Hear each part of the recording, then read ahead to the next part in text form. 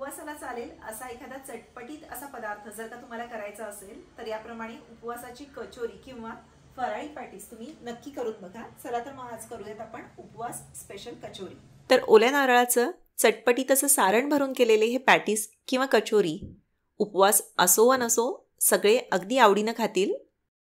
याकरता 4 बटाटे उकडून घेणार आहे. तर बटाटे उकडून घेताना सर्वप्रथम बटाट्याचे एकाचे 2 भाग करून घेतले जेणेकरून ते व्यवस्थित आतपर्यंत उकडले जातील, कच्चे राहणार नाहीत. त्यानंतर दुसरी महत्त्वाची गोष्ट म्हणजे कुकरच्या भांड्यात पाणी न घालता हे उकडून घ्यायचं आहे. म्हणजे कुकरमध्ये तळाशी पाणी असणार आहे पण भांड्यामध्ये पाणी घालायचं नाही आहे. म्हणजे मग बटाट्यामध्ये पाणी ओढलं जात नाही आणि ते ओलसर होणार नाहीत. मध्यम आकाराचे बटाटे मी घेतले आहेत. कचोरीचं सारण करण्यासाठी या ठिकाणी 1 कप ओल्या नारळाचे काप घेतले आहेत. ओल्या नारळाची साल काढून याचे हे असे काप करून घेतलेत जेणेकरून नारळाचा जो चव आहे तो छान पांढरा शुभ्र असा होईल. मिक्सरच्या भांड्यात काढून हे असं फिरवून घ्या.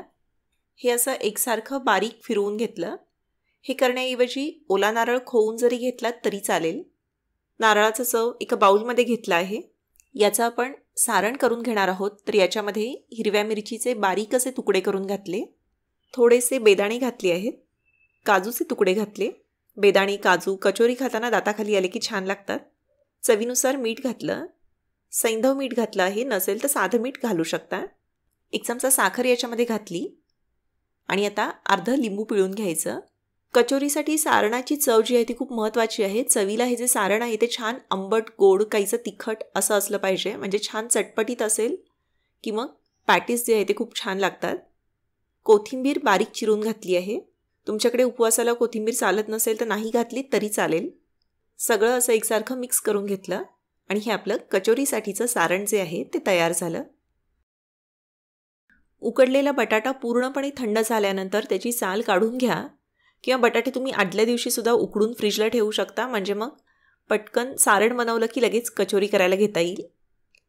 याला बारीक अशा किसणीनं किसून घ्यायचं आहे जेणेकरून याच्यामध्ये बटाट्याच्या ज्या आहेत त्या अशा गाठी झाल्या नाही पाहिजेत.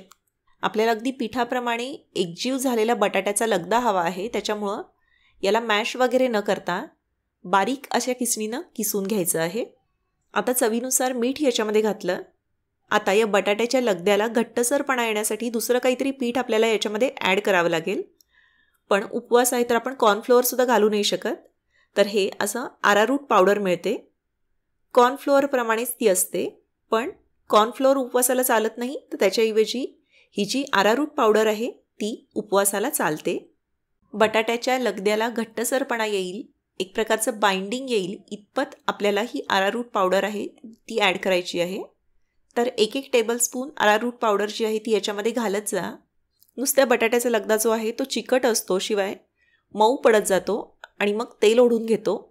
त्यामुळं आरारूट पावडर घातल्यानंतर याचा चिकटपणाही कमी होतो आणि घट्टसर असं पीठ आपल्याला मळून घेता येतं, तयार होतं. खूप घट्टही करायचं नाही, साधारणपणे बाइंडिंग येईल इतपतच आरारूट पावडर जी आहे ती याच्यामध्ये घाला. एकूण 5 ते 6 टेबलस्पून म्हणजे जवळजवळ अर्धा कप आरारूट पावडर जी आहे ती याच्यामध्ये मला लागली. पण बटाट्याचा चिकटपणा किती आहे त्यावर हे अवलंबून आहे. अगदी खूप जास्तही घालायचं नाही. आता याला एकसारखं मळून घ्या. हे बघा, हे जे पीठ आहे ते खूप घट्टही नाही आहे, कव्हर बनेल इतपत हे असं मिश्रण झालं आहे. थोडाफार याला चिकटपणा हा असतोच. आता तेलाचा हात लावून त्याचा असा गोळा करून घेतला. लिंबा एवढ्या आकाराचा गोळा घेतला आहे आणि हलक्या हातानं त्याची ही अशी छोटी लाटी करून घ्या. ही लाटी जी आहे ती खूप पातळ करायची नाही, थोडीशी जाडसरच ठेवायची आहे. लाटी जर का खूप पातळ झाली तर तळताना सारण जे आहे ते बाहेर येऊन कचोरी फुटू शकते. त्याच्यामुळं लाटी खूप पातळ करायची नाही, थोडीशी जाडसर अशीच करायची. तेलाचा हात लावून हे करा म्हणजे मग चिकटत नाही. आता याच्यामध्ये 1 चमचा सारण भरलं आणि हे असं पराठ्याप्रमाणे गोल करून बंद करून घ्या. हलक्या हातानं याला गोल वळायचं कारण बटाट्याचं पीठ आहे ते फुटू शकतं. हे बघा, याचे हे असे गोल पॅटीस तयार झाले. आता एका प्लेटमध्ये थोडीशी आरारूट पावडर जी आहे ती काढून घेतली. त्यामध्ये ही जी कचोरी आहे ती एकदा घोळवून घ्या. हलक्या हातानं पीठ जे आहे ते थोडंसं असं झटकून घ्या कारण कचोरीला जर का पीठ राहिलं तर तळताना ते तेलामध्ये पडतं आणि मग जळत राहतं. बटाट्याच्या कव्हरला तेल ओढलं जाऊ नये, ते काहीसं घट्टसर असं व्हावं म्हणून आपण हे अरारूट पावडरमध्ये असं घोळवून घेतलं आहे. याप्रमाणे 4 ते 5 कचोऱ्या आधी करून घेतल्या किंवा सगळ्या तयार करून फ्रीजमध्ये ठेवल्या तरी चालतील. याप्रमाणे कचोरी करून झाली की मग ती तुम्ही तेलात तळू शकता. तेल चांगलं तापलेलं हवं. सावकाशपणे कचोरी सोडायची. पहिल्यांदा एकच कचोरी तेलात सोडून व्यवस्थित तळली जातीये का, फुटत नाही ना ते एकदा चेक करून घ्या आणि मगच बाकीच्या कचोऱ्या तेलामध्ये सोडा. तळताना सुरुवातीला गॅस मध्यम आचेवर ठेवायचा. कचोरीचं कवर अगदी मऊ असतं, त्याच्यामुळं याला फारसं हलवायचं नाही, म्हणजे सुरुवातीला तर अजिबात हलवू नका.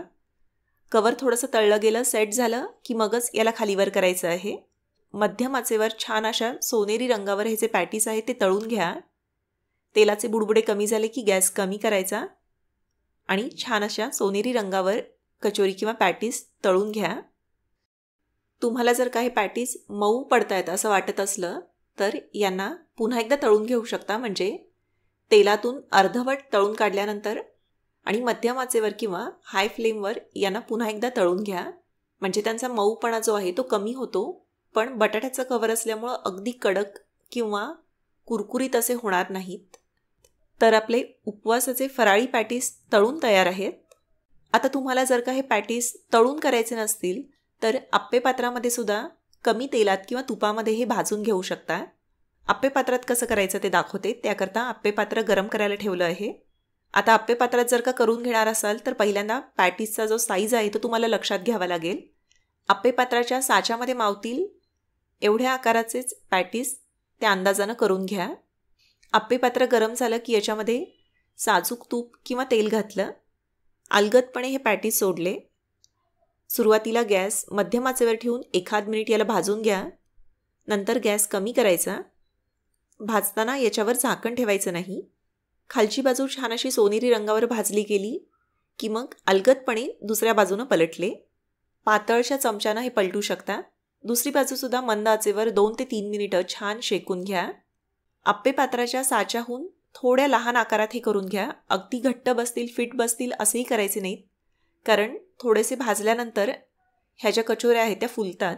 त्यामुळं थोड्याशा लहान आकारात करून घ्यायच्या. हे बघा, दोन्ही बाजूंनी कचोरी जी आहे ती अशी छान खरपूस शेकली आहे. तर अशा प्रकारे आपले उपवासाचे फराळी पॅटीस किंवा कचोरी तयार झाली. हे जे पॅटीस आहेत ते तुम्ही ओल्या नारळाच्या चटणीसोबत किंवा चिंच खजुराच्या गोड चटणीसोबत किंवा अगदी नुसते खायलाही खूप छान लागतात. एकूण 12 ते 15 पॅटीस या प्रमाणामध्ये झाले आहेत. बटाट्याचं कव्हर असतं त्याच्यामुळं अगदी कुरकुरीत राहत नाहीत, पण आतमध्ये जे ओल्या नारळाचं चटपटीत असं सारण आहे त्याच्या आंबट गोड तिखट अशा चवीमुळं हे जे पॅटीस आहेत ते खायला अगदी मस्त लागतात. त्याचप्रमाणे याची रेसिपी तुम्हाला कशी वाटली ते मला जरूर कळवा. व्हिडिओ आवडला तर व्हिडिओला लाईक करा. व्हिडिओची लिंक तुमच्या मित्रमैत्रिणींसोबत, नातेवाईकांसोबत जरूर शेअर करा. धन्यवाद.